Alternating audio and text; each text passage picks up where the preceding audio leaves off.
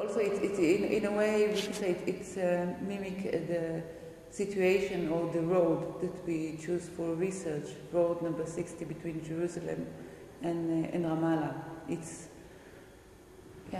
an old road that starts, if I'm not wrong, in Egypt. You can follow the very old road from Egypt, I think, through Jerusalem, through Ramallah, and continue. So we choose just a segment of this road for research, which is, in this road you have the Calandia checkpoint,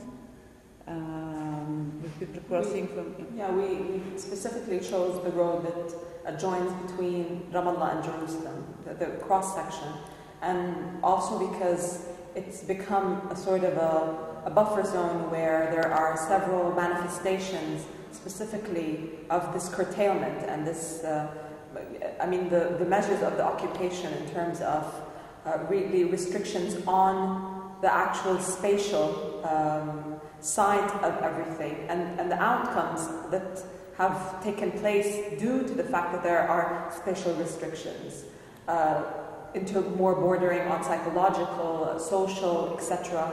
restrictions. So that's why I think we refer to this space as liminal space, because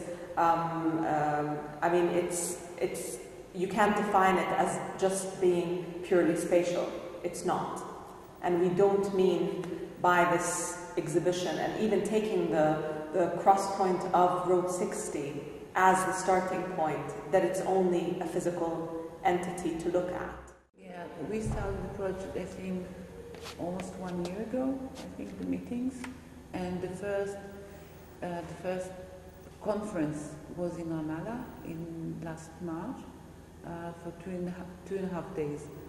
We were traveling around the area in the afternoon, having workshop lectures, trying to get as much information for the artists, but I think also for us, from planners, architects, and other historians that will give more input of the everyday life experience of the space. It was a platform for discussions to start with, and it grew on from there onwards. We had other participants, for example, cooperating on different projects, discussions that ensued, the residencies from the artists from the European or even the Israeli artists who came into Ramallah, or vice versa, Palestinians who went into Israel, etc., to try and research their projects. So it was a long curatorial process that wasn't just defined by merely individuals working separately.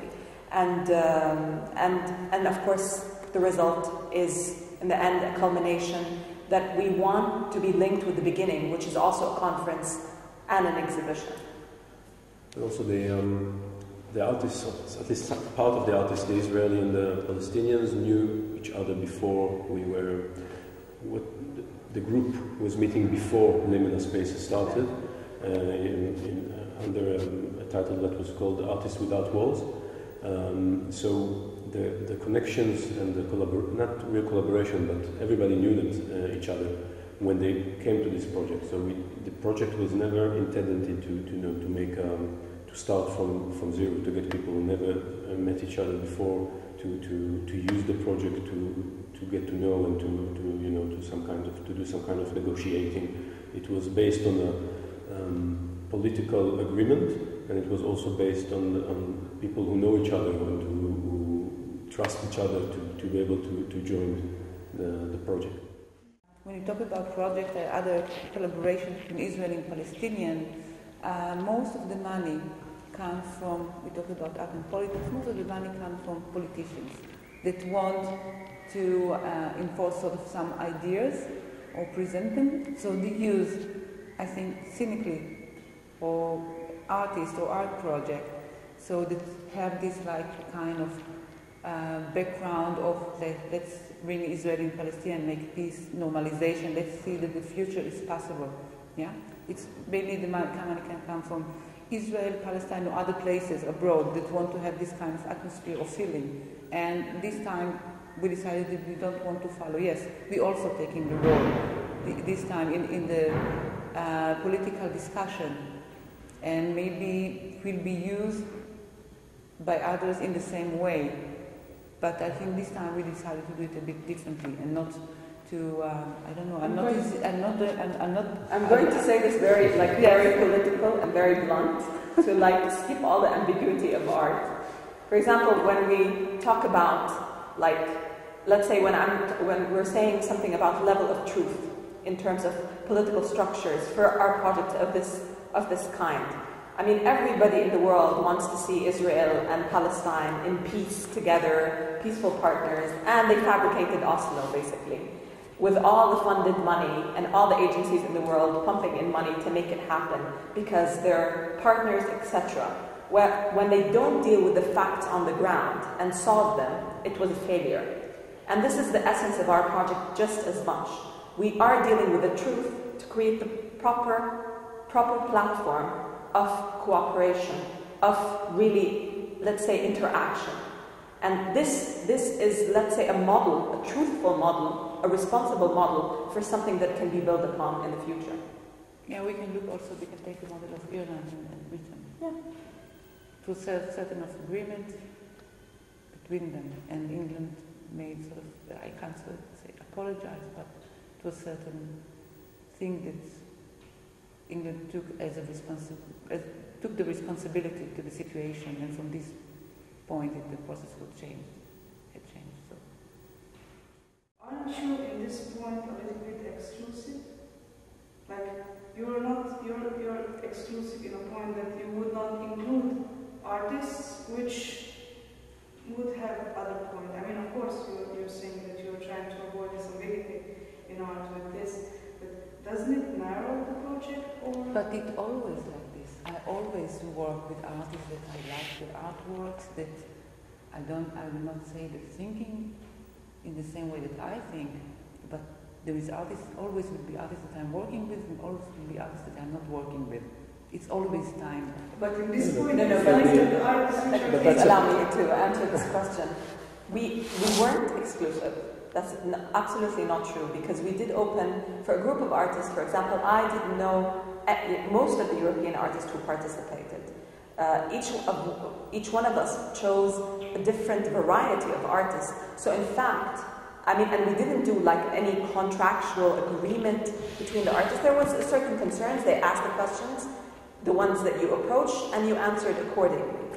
But for example, we had an artist, part of the group, whose ideas differed, but we welcomed them. Anna Meyer, who's now in the second exhibition here at Leipzig Gallery. And for example, she differed in her opinions or her project, but she left out. We didn't impose any restrictions of different views, for example. We opened the scale for everyone to negotiate or research or open up. We got a lot of people who didn't want, or we had several discussions with several artists who thought differently but wanted to negotiate, wanted to know more, for example. And we provided our part of information. We provided real opportunities of residencies. One of such discussions, for example, was with Azra Aksamia. For example, she really pursued a project based on renegotiations of the religions, core of for that kind of understanding. And we opened the space for such really even broad thinking. So it wasn't absolutely not, there was no narrowing of what we wanted. There was a large group of artists from different points of views who renegotiated everything. And there was no imposition. There was no imposition, absolutely not. There was a certain level of comfortableness. But definitely the political statement had to be clear.